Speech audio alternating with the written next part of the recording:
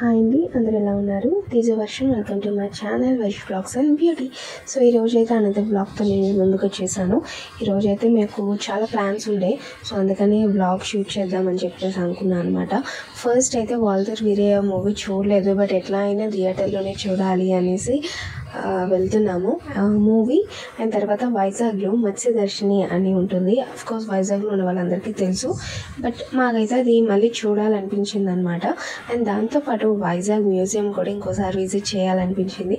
So ఎప్పుడో చూసాము అవి, ఈ మధ్యలో అయితే అస్సలు వెళ్ళలేదు. ఎప్పుడో చాలా ఇయర్స్ బ్యాక్ వెళ్ళాము, బట్ ఇప్పుడు ఎట్లా ఉంది, ఏమైనా డెవలప్ చేశారా అనేది చూడడానికి అనేది వెళ్తున్నాం అనమాట. కంపల్సరీ మత్స్యదర్శిని క్లియర్గా సెపరేట్ వీడియో అయితే అప్లోడ్ చేస్తాను. బట్ ఇది ఏంటంటే బ్లాగ్ కాబట్టి ఇందులో చిన్న చిన్న బిట్స్ అయితే యాడ్ అవుతూ ఉంటాయి. సో బ్లాగ్ అయితే లాస్ట్ వరకు స్కిప్ చేయకుండా చూడండి, మీకైతే కంపల్సరీ నచ్చుతుంది. అండ్ వీడియో కనుక నచ్చితే లైక్ చేసి షేర్ చేసి కామెంట్ చేయండి. And don't forget to click on the subscribe button. So first అయితే మేము మూవీకి వెళ్దామని చెప్పి వాల్టర్ వీరేకి అయితే ఫస్ట్ వెళ్ళాము. సో ఆఫ్టర్ మూవీ తర్వాత లంచ్ టైం అనమాట, అందుకని మళ్ళీ నియర్ బై ఉన్న రెస్టారెంట్కి అయితే వెళ్ళాము. మేము వెళ్ళిన రెస్టారెంట్ ఏంటంటే ఈటర్ స్టాప్ అని చెప్పి, అక్కడ ఫుడ్ అయితే చాలా బాగుంటుంది. ఎప్పుడు వెళ్ళామంటే నా 9th month ప్రెగ్నెన్సీ అప్పుడు అదే వెళ్ళాము. డెలివరీకి ముందు ఒక 1 day ముందు వెళ్ళామన్నమాట. ఆ నెక్స్ట్ డే నేను డెలివరీ అయిపోయాను. సో మంచి మెమొరీ నాకు ఈ రెస్టారెంట్. సో అందుకని మళ్ళీ ఒకసారి విజిట్ చేయాలని వెళ్ళామన్నమాట. ఫుడ్ అయితే మాత్రం చాలా బాగుంటుంది. అండ్ లంచ్ అయిపోయిన తర్వాత మేమైతే ఇప్పుడు మత్స్యదర్శినికి అయితే స్టార్ట్ అవ్వబోతున్నాం. తర్వాత వైజాగ్ మ్యూజియం కూడా వెళ్ళాలి. ఎప్పుడో వెళ్ళాము, అవన్నీ ఏం గుర్తులేదు. సో ఏమైనా డెవలప్ చేశారా, ఇంకా ఇట్లానే ఉందా అనేది ఒకసారి వెళ్దాము ఎప్పుడో కదా అని చెప్పేసి విజిట్ చేయడానికి అయితే వెళ్ళాము. సో మత్స్యదర్శిని వీడియో అనేది క్లియర్గా కంప్లీట్ వీడియో నేను అదొక్కటి సపరేట్గా పెడతాను, బట్ ఇందులో అయితే వ్లాగ్ కాబట్టి చిన్న బిట్స్ అయితే యాడ్ చేశాను అనమాట. సో స్కిప్ చేయకుండా లాస్ట్ వరకు అయితే చూసేయండి.